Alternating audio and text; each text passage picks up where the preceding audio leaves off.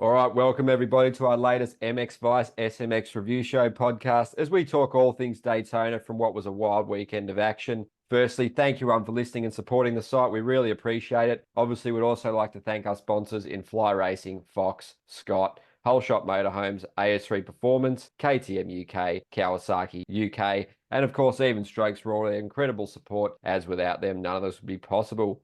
All right, for this episode, we have another Whiskey Throttle times MX Vice collab as I'm joined by the great man, Whiskey Throttle editor at large, Jeff Beaver. How's life and thanks for joining us? Life is good, bud. I've got a lot more energy than the last time we spoke, and I'm pretty sure, whether I denied it or not, I think I fell asleep on you during that last pod. So I was so tired after Dallas. Man, that was a rough one. But yeah, I'm up here in the beautiful Pacific Northwest at a refinery about to get after it. We're going to go 712s for about the next 45 days. It's going to be a freaking grind, just like we do in moto, man. We're just going to grind, but it ain't going to stop us from doing the media stuff either. I'm just going to grind twice as hard, man. We don't stop. Yeah, mate, obviously with MXGP starting next weekend as well. The Supercross is in full swing. James has got some pretty cool stuff in the UK coming up. It's all systems go, isn't it, mate? And you guys have been crushing the content. So just tell us about the presence you guys had at Daytona. It was certainly a fascinating weekend, wasn't it? Yeah, it was great. Jacob Fricker, our guy out on the East Coast, Atlanta Moto Crew. Check those guys out. Atlanta Moto Crew's got some cool races coming up and stuff they're going to be doing in the Southeast. If you guys got any guys coming over from Australia or England, he does this thing called Two-Stroke Time Machine that's freaking rad. Jacob's just a rad dude. So he's doing video content for us out there on the East Coast and capturing stuff and doing stuff on the racing on the East for us. And he's been around the game for a while, racing his whole life. So this was his first run with us at Daytona, and he absolutely crushed it, dude. Did a great job. Mike Visor was out there shooting and asked if we wanted some stuff to post, so he gave some photos and just some crusher photos. That photo sequence of Deegan, I couldn't help but put Steve Miller Band Fly Like an Eagle, Hayden flying through the air.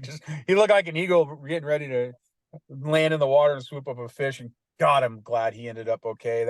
That kid's built out of iron, man. He's like Mighty Mite, man. And that whole star team, that was gnarly, man. That whole jump almost claimed a couple of their guys. But yeah, we had some great guys out there helping us cover, and Jacob's going to do Birmingham next weekend. So we're still firing on all 8, man.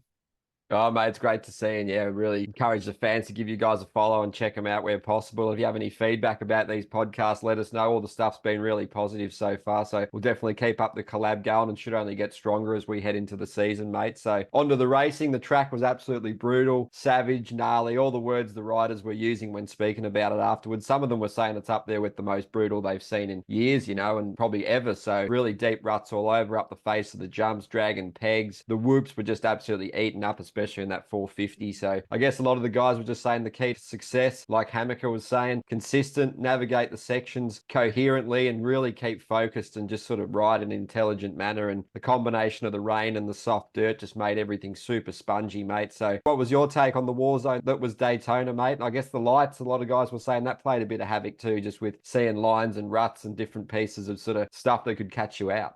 Yeah, with the speedways, with the lights only coming from one side, I guess they couldn't really tell how deep the holes were. And I think that's kind of what happened to AP when he went over. And I mean, talk about another guy who just used a bunch of his 9 lives. That cat used 8 of the 9 lives on that one. That bike flipped through the air. How he got up from that one. I mean, he hopped off the side of the track, threw his goggles off, like, damn, boy, that Bronc bucked him off pretty good, He was looking for the bike, wasn't he? Yeah, I think he was looking for a clean place to change his underwear. But that boy went for a ride. But so everybody pretty much came out okay. Even Romano, and the bike whacked him. He still got lucky, and I kind of wonder how soft that ground was. Helped those dudes. Hayden said his butt was sore and his elbow was sore, but that would have been hard pack like at Dallas or something, like a harder track like Dallas or something like that, one of the indoor rounds or Glendale, they probably got broke off, dude. So there was some good things about that. But from what I understand, it rained like hell in Daytona for a couple weeks straight, right up to the race. So the ground was already super soft, and then when it rained, it was just a sponge. But that was the first time Dirtworks had done that track, so they brought Dirtworks in to do that with Ricky. And I know they did some things like into that quad.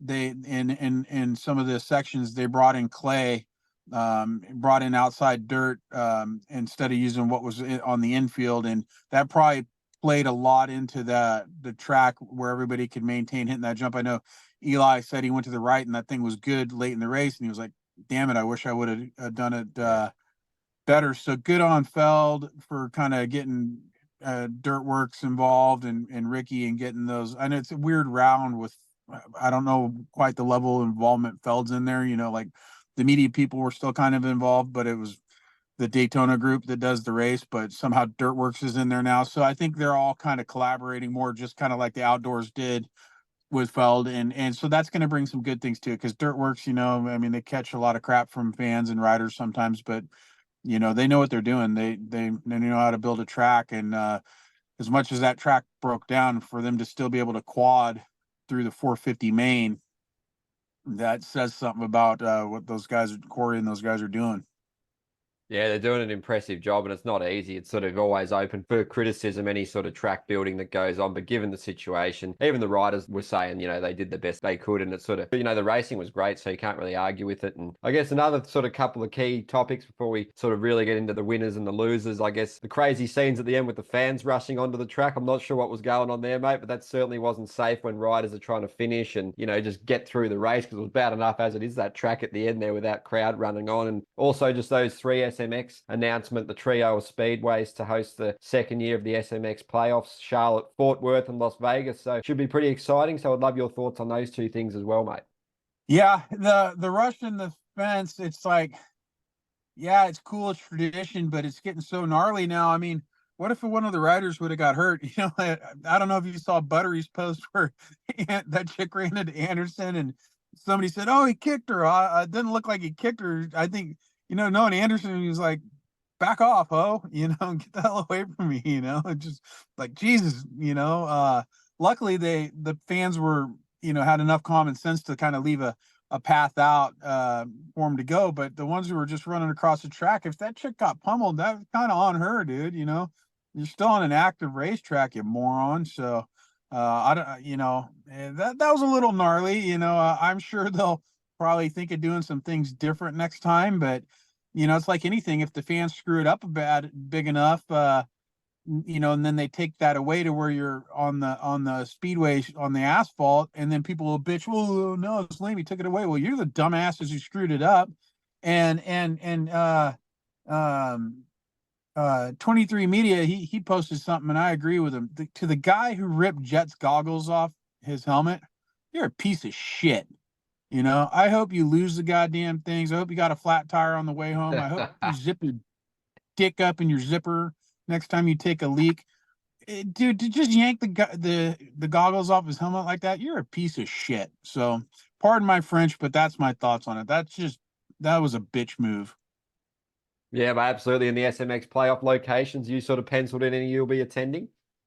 Oh, I put them in we got a Google Calendar for the group, and I put them in there. And I don't know if I'll make Charlotte, but you bet your ass I'll be in the great state of Texas at Texas Motor Speedway. And I don't care if I have to take a couple of days off from work. I'm going to Vegas, so Vegas is going to be interesting because that dirt out there, I mean, it's just desert. So I don't know if they're going to bring some dirt in or what they're going to do, but it's going to be gnarly. And in September, it's at the end of September. The end of September, it can be 120 in Vegas. So I was kind of like, man, y'all gambling on that one. I lived in Lake Havasu, which is about 2 hours south of Vegas, but it's pretty close to the same weather. And there's plenty of times in September where I was sitting on my back patio at 9 o'clock at night and it was 115 degrees, so that could be an interesting race. And should that happen, I might sit it out and go watch it home, because I'm not trying to get heat stroke covering a motocross race, so watch it from the Orleans casino or something down there, at the sports book. But yeah, I thought it was rad that they announced them. The cool thing about them announcing this early in the season is now everybody's going to book their plane tickets. They're going to book their hotels. Those things are going to be absolutely packed, especially Vegas. Vegas is just going to be gnarly. I mean, I hope that Vegas ends up kind of being like the MXGP was last year. There's no reason at a place like that where we can't have 100,000 fans lining the track, and I have a feeling that's why they pick these speedways to do this, because you can just get these monster crowds in there, So there was probably some real good thoughts on Feld's part. The guys that we deal with, they're no dummies, and I bet you, if I was a betting man, I would think that that's probably one of the reasons they went to the drag strips and the speedways, is just the amount of the infrastructure and the amount of fans they could hold. You're so limited in stadiums that it is what it is. But you could put 100,000 people around Vegas Motor Speedway's track, and we could make it like the MX Nations. That was insane, And why don't we have that here for our stuff? Are we not as rabid as Europe? I'd like to think we are. You guys are a little crazy, but so are we. But so I'm just stoked on the whole thing. I think it's an awesome idea.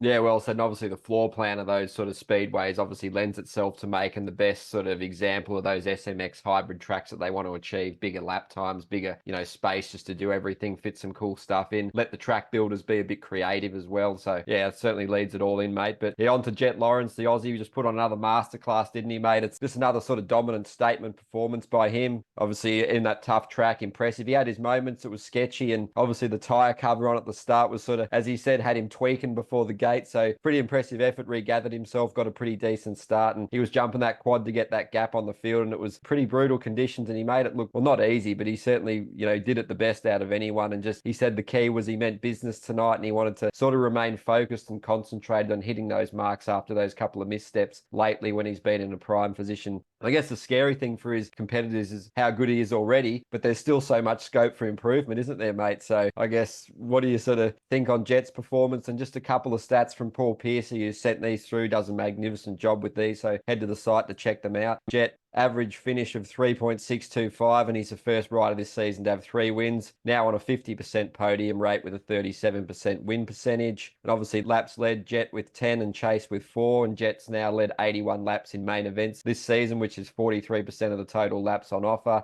Obviously fastest lap times was Jet, which this one's pretty staggering, mate. Nearly 2 seconds faster than Tomac's fastest time, and over 2 seconds faster than Ferrandis, who was third. So yeah, and then Jet's average lap times ahead of Tomac and Sexton, and then most consistent lap times, least difference between fastest and slowest was Webb, Malcolm Stewart, and Justin Cooper, mate. So lots to tuck into there. So your thoughts on Jet? Pretty impressive, wasn't it?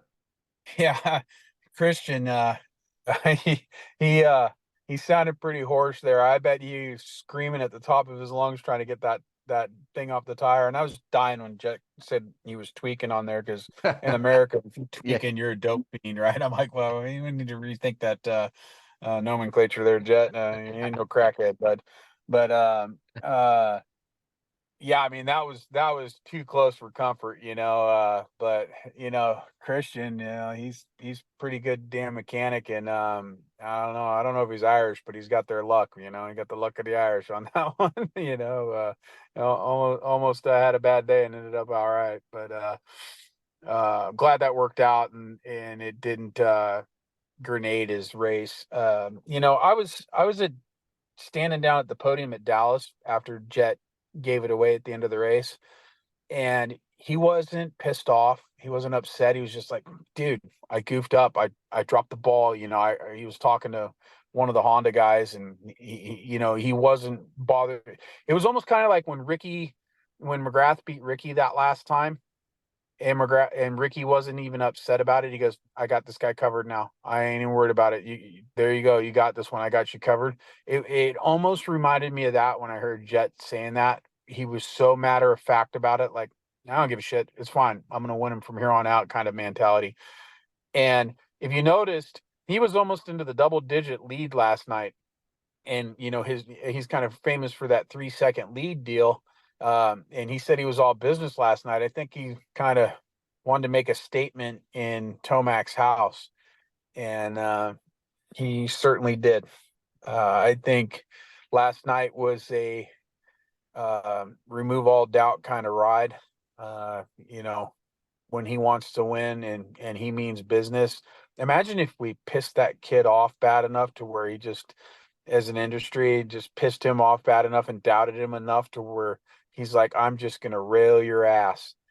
Could you imagine the kind of rides he would put in? I almost think we should piss him off just to see what happens.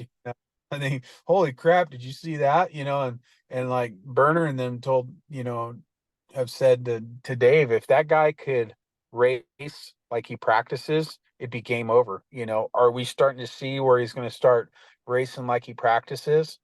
And if that's the case, it's going to be boring to watch those. We're going to be yelling for who's coming in second and third, and I loved when Ricky raced back in the day, but outdoors it was like kind of like it was almost exciting when he lost, because it was kind of a foregone conclusion that he was probably going to wax him, right? So there was a lot of years where watching the premier class wasn't super exciting except to see how far Ricky would win by. So I hope we don't end up in that kind of situation. I want to see Tomac get in there, and AP's got fire, and Cooper's not going to take that line down. What happened to him last night, I don't know. During the broadcast, Phil said, I'm kind of worried when he qualifies like crap. He does really good at night. When he qualifies real good Yeah. during the, he does kind of crappy at night. And I'm watching the main. I'm like, good job, Phil. You jinxed him. So that sucked. But I was really hoping to get him up there and battling. And then like Tomac, you know, how he couldn't smell that bike smoking, and his pit board, they were saying, oh, clutch. Jason Thomas talked about it last night, that he went up to him and they said clutch, it's just clutch. So but Tomac never, you got to give it one thing to that guy. He's never gonna blame the team in public. He's never gonna blame the bike in public. So did he tell us what was really going on TV? Probably not. But the dude's just such a class act in that aspect. It's just, he says, hey, I didn't do the quad. He went somewhere with there, but I don't think that bike was 100%. He wasn't beast mode, and there was some areas where he beast moded, little hints of it, but you just kind of got to wonder if the bike was slipping and he just couldn't do what he wanted to do out there. Well, I guess we'll never know, but just looking at the way it was smoking, you would think there was a bike problem. And the fact that he wouldn't bag on the bike or the team or anything, I think that says a lot about his character. And I thought that was pretty impressive. I thought that was cool. Yeah, he's experienced campaigner. And I guess just before we touch back on Tomac, just wanted to, obviously, a Jet was saying that when Hunter, he saw he had the crash and pulled off, that sort of gave him that extra bit of motivation to push him on to sort of get the win for the family and pull his weight even more than he does. So, yeah, that's kind of ominous as well. He notices that stuff and he sort of gets that extra strength from within as well. And just that sequence where he passed Tomac and Sexton in quick succession just sort of underlined the skill, the class, how he carries that momentum and just works his way through sections methodically. He's just so intelligent, and he sees the moment to hit the lead, and he was sort of never headed after that. But yeah, Tomac was interesting how he said he wasn't really comfortable doing that big quad. Obviously started doing it late, but yeah, and he obviously changed that option in the switch lane as well. But yeah, pretty good battle with Chase and Jet for a moment there. But yeah, that clutch was just a few hairy moments. But I guess second was all he could do, and that's not too bad in the grand scheme of things, mate. So yeah, Tomac's still in there, but Jet's sort of getting that advantage, isn't he? And it's obviously the third place finisher. We had Chase Sexton obviously back on the podium. A really nice step forward for him after a tough couple of weeks dealing with that arm injury. Obviously, it still bothered him a bit, but it didn't seem to be affecting him as much. What he said was probably lingering, but it's pretty cool how he's transparent about it, Sexton, and he sort of tells it how it is. He doesn't sort of, hide it like a lot of the guys do, which is understandable on both sort of options. But yeah, you happy with the Sexton performance, mate? Solid speed, happy with the bike. He just knows he can do a lot better once he's fully firing on all cylinders, doesn't he? Yeah, I'm a huge Chase fan. I like the guy. I think he's just solid human being. He doesn't bullshit people. He's not flashy Johnny Cool guy. He just wants to go out there and race hard.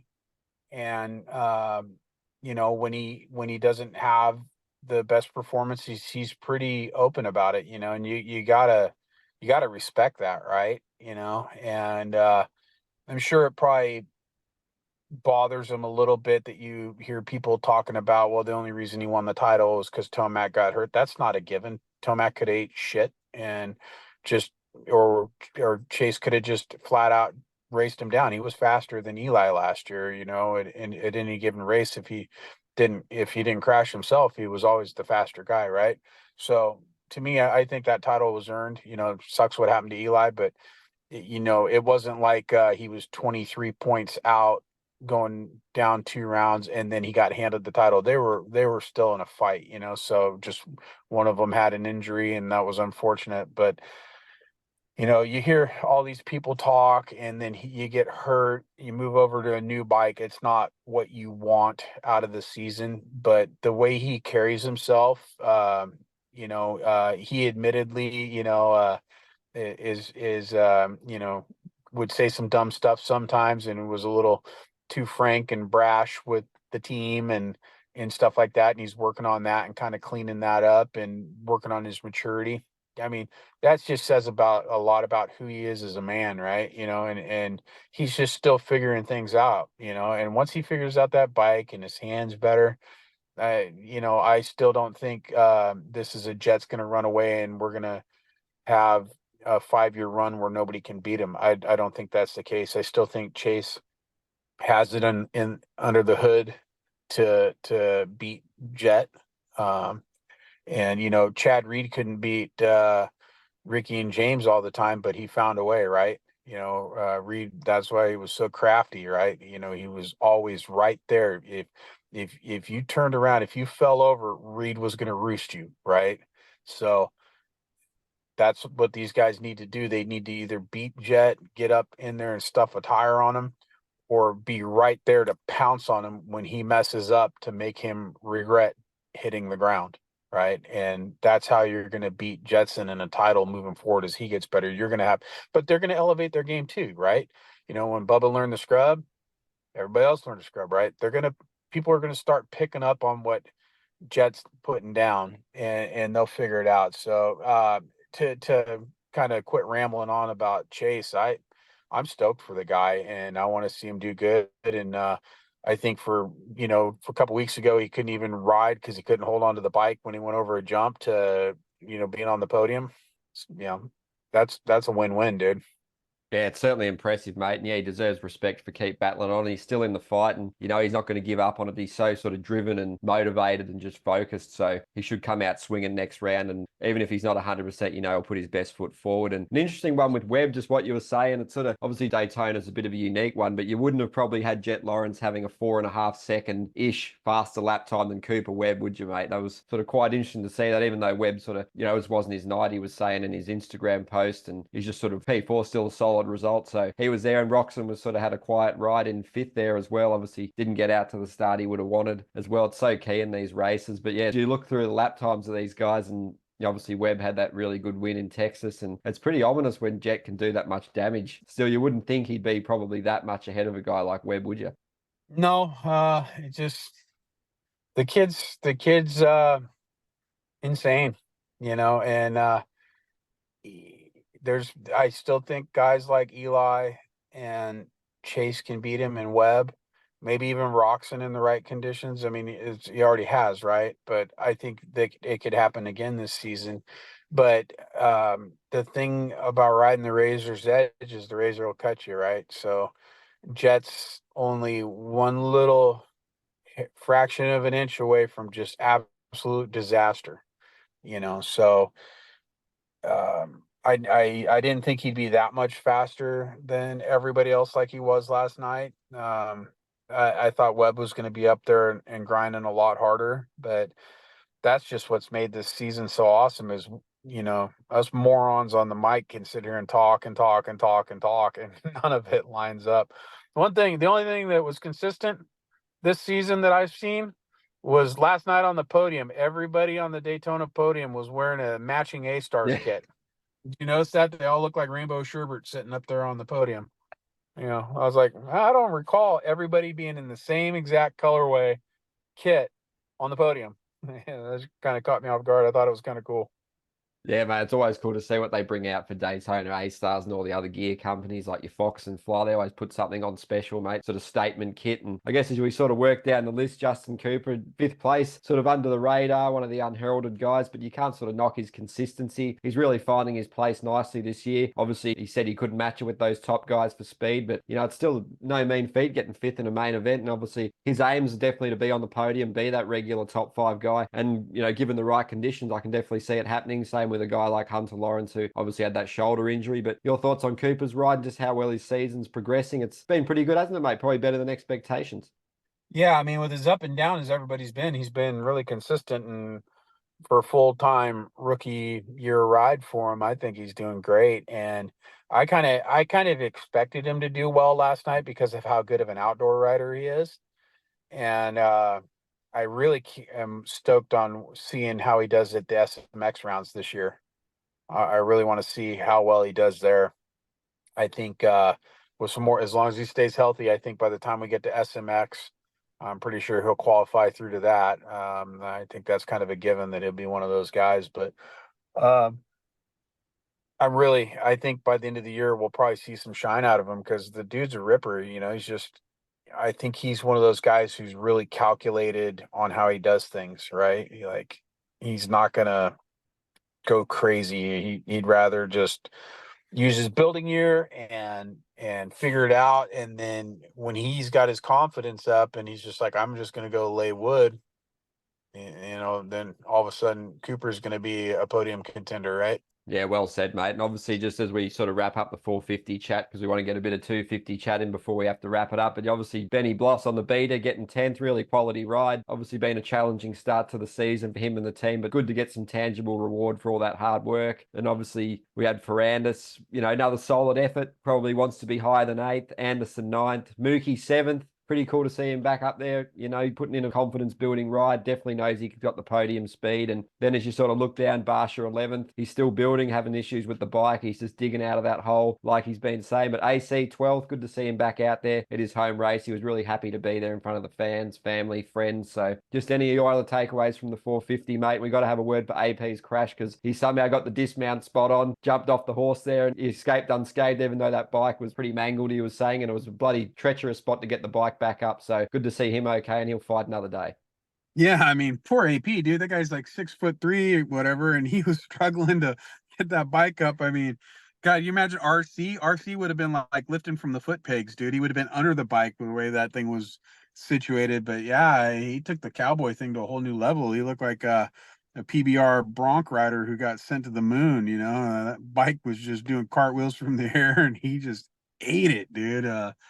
Like I said, I think that soft track probably kept him the difference between getting carted off in the mule and getting back up and riding, but I for a second there, I don't think he knew kind of right where he was except to get off the track. It probably didn't feel too good, but yeah, that sucked. He ate it.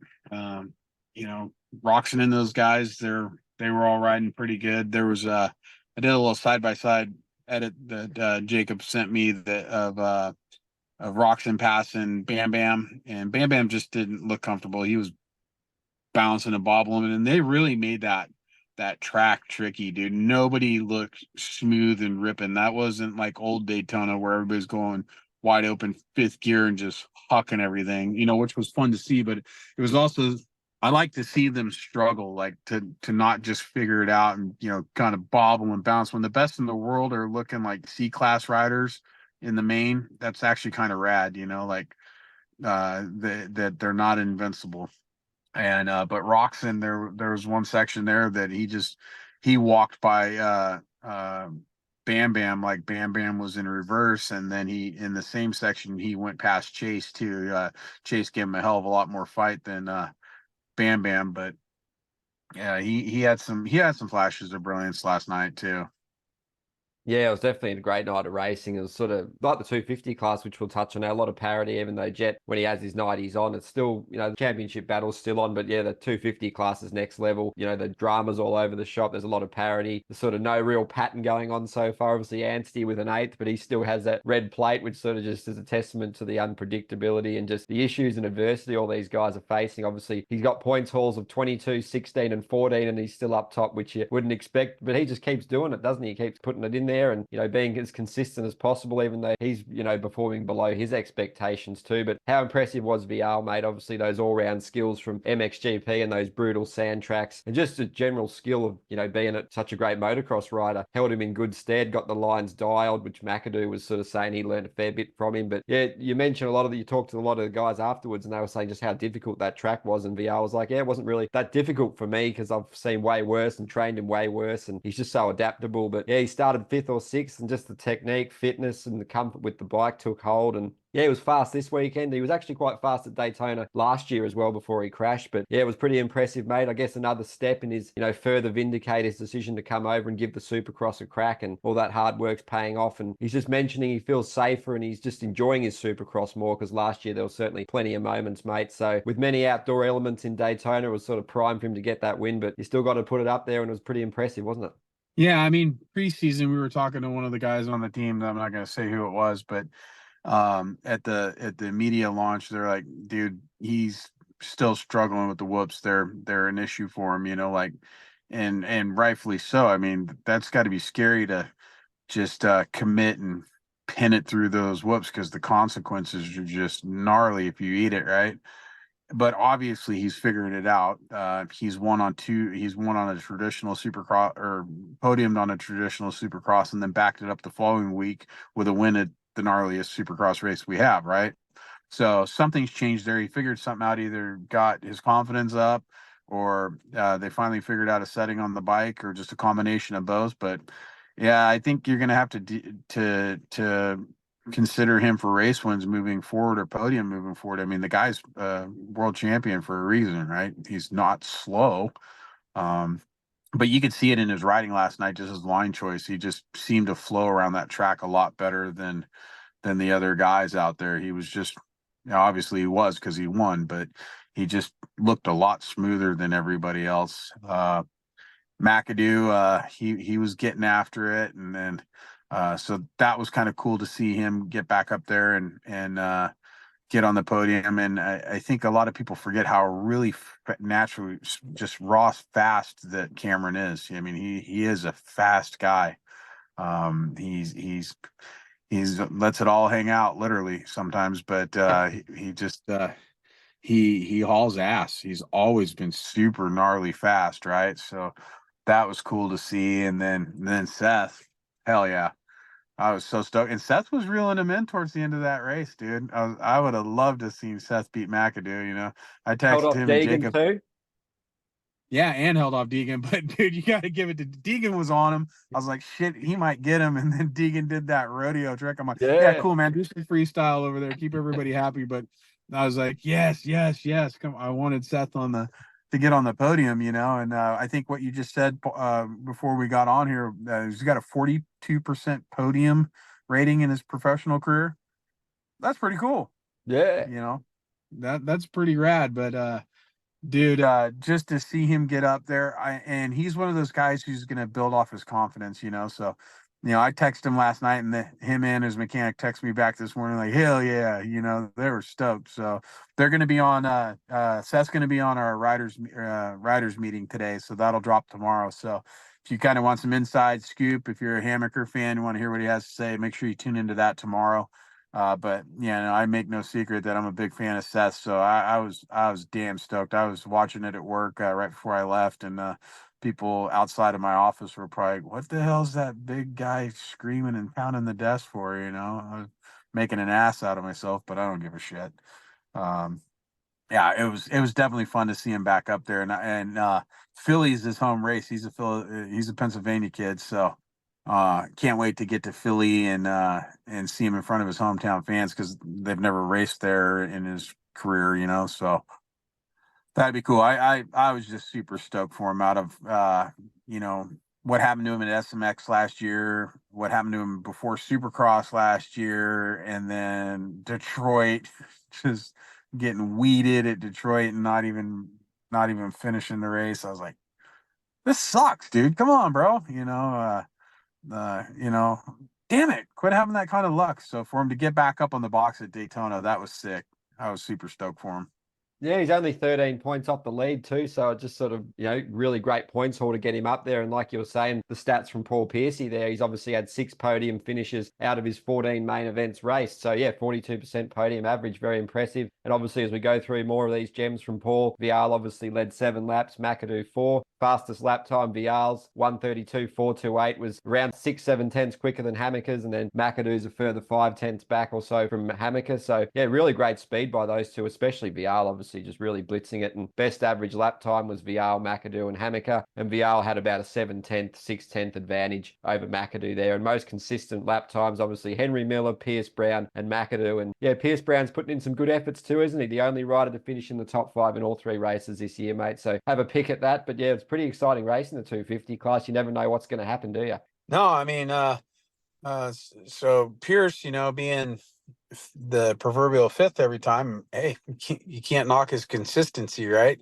But he had fastest qualifier, and yeah, I don't pretend to know what's going on there. Is it just when he gets to the race, is it a nerves thing? Is it just getting off the line and getting out there and getting up to race pace and being able to sprint off the start? I don't know. I'd imagine that he's watching film and everything, but he's the most consistent he's ever been in his career to this point. Usually he's already had a bad get off or something happened to him. He's had terrible luck.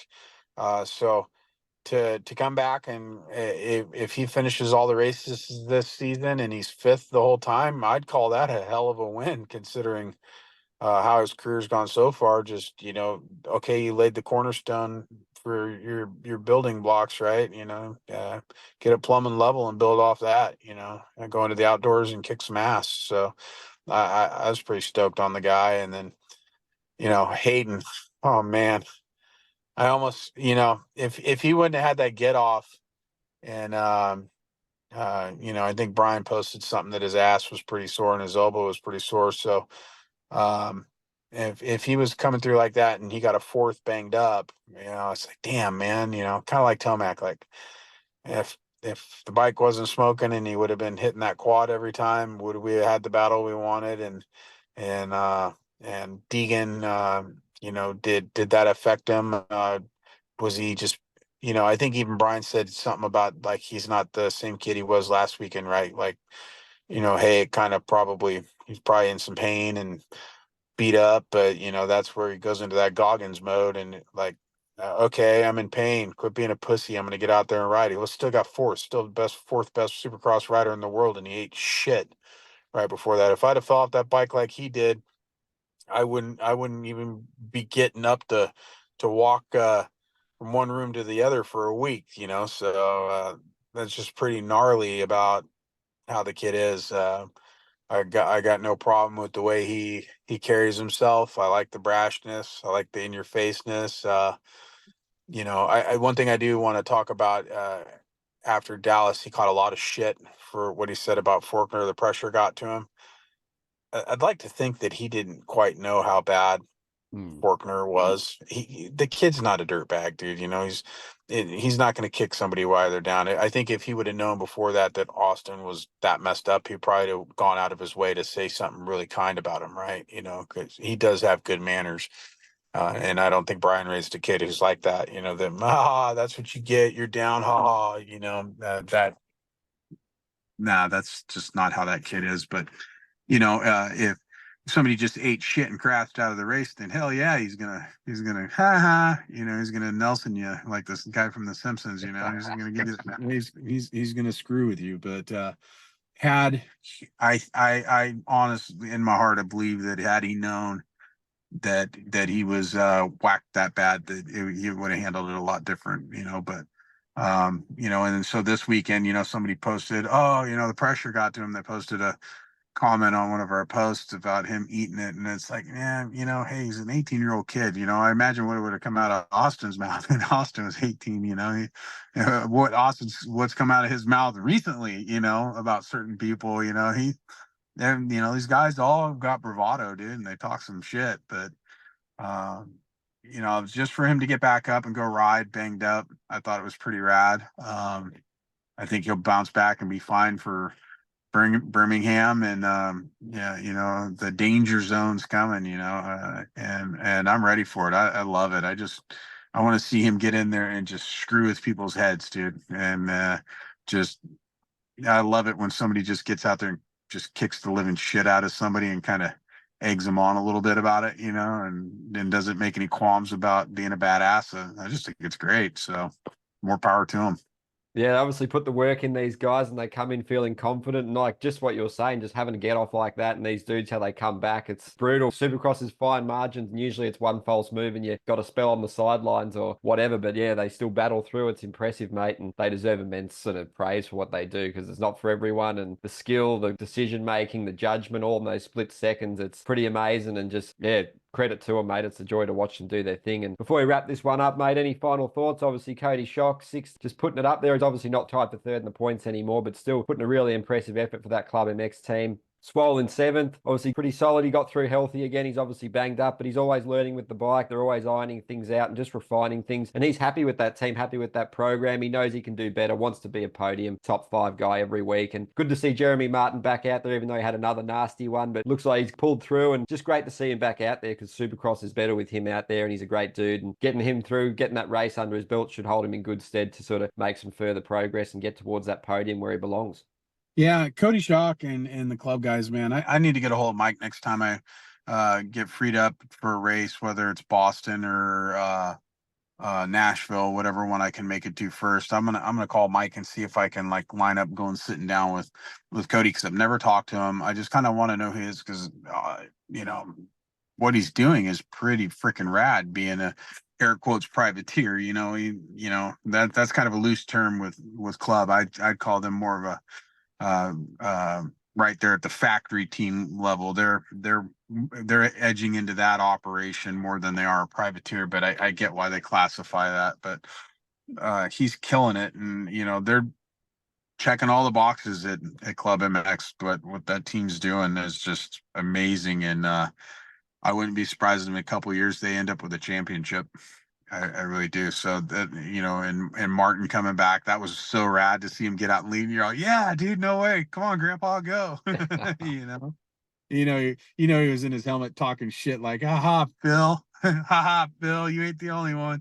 He was talking shit to Phil when they got out of the truck, but then Phil was talking shit. Yeah, you crashed, so I'd have loved to have been a fly on the wall for those conversations. Those guys are they're pretty funny with each other. The little clips back at the clubhouse I've seen, and can't wait for Jet to get back, Jet Reynolds to get back. He's out just recovering right now from his incident at Detroit. I actually talked to him yesterday. In fact, I gotta give him a call today. I told him I'd give him a call, but yeah, I don't know if I gotta have an intervention with him and tell him you can't run over black cats and smash mirrors as a hobby, because it's starting to affect shit. Yeah, we got to stop doing this. Let's find a different hobby. But he's such a great kid, and I want him back and kicking ass, because he's low key, gnarly, hilarious, funny. He doesn't always say that when he's on camera, but the kid's funnier and shit. Like, he's right up my alley. He's like a little version of me. I like it. He just doesn't give an F, and I just, when I first met the kid and had a conversation with him, oh man, I like you, kid. You're all right, come with me. Yeah, he's rad. So want to see him get back. And then, hey, one thing, Swole, him not letting Max by, like I said before us getting on here, I don't give a shit if he's in 19th and Max is in 20th. He ain't gonna let him have 19th place. A lot of guys be like, dude, if you want it so bad, go. And he was not letting it happen. Max went flying off. I thought Max was going to end up flying under that sign. I'm like, oh, shit, man, don't get clotheslined by a bar in there and get hurt. But no, he was not having it, man. He was, that was his spot, and he was not letting it go, and good on him for that. You know, I was surprised to see him at press day. I was like, oh man, that guy was weeded at Dallas. You know, I was super surprised to see that he came back. So that's cool. You know, good on Ricky. Said he didn't ride all week. So the kid's tougher than a $2 steak. You know, he's always kind of just grinded, but he's another kid that's just had bad luck. You know, I don't know if these guys play with Ouija boards and light black cats on fire and break mirrors for a living, thinking that they're cool as shit. I don't know what they're doing, but these kids have got some damn bad luck, man. They need some Jesus in rehab or something. I don't know. But Oh, mate, they've been through the ringer, some of those 250 guys, that's for sure. And before we let you go, mate, we'll just thank the sponsors in Fly Racing, Fox, Scott, Whole Shot Motorhomes, AS3 Performance, KTM UK, Kawasaki UK, and of course, Even Strokes for all their incredible support. As without them, none of this would be possible. Also, mate, any final thoughts on just what's happening at Whiskey, what's happening with you as we head into the next round? It's been a great season so far, and we look forward to chatting again next week too. No, man, we're just cranking along and building up our media partnerships with all these great companies. Fantastic working with great people and just doing some more filming. And, you know, I'm lucky I get to do this with you. And even though I'm off site working in the refineries out here, I love being able to talk with you every week on the racing and build up kind of what we're doing. I think it's rad. And yeah, I'm just going to keep on cranking on that. And I can't wait to get paroled from this thing I call work and go back to doing what I like to do. And it's no secret. The guys here at the refinery know, hey, go ahead, run me off. I'll be at the next race in a jiffy. So that keep me as punishment, you know? So yeah, just having fun watching moto and filling in the empty times in between there. Nah, well said, mate. It's awesome meeting you on every week and having a chat and just chalking some shit and having some banter, mate. So all the best for the rest of the week, mate. We look forward to doing it next week as well. So cheers again. All right, brother. Thanks for having me on again. No worries, mate. Have a good one.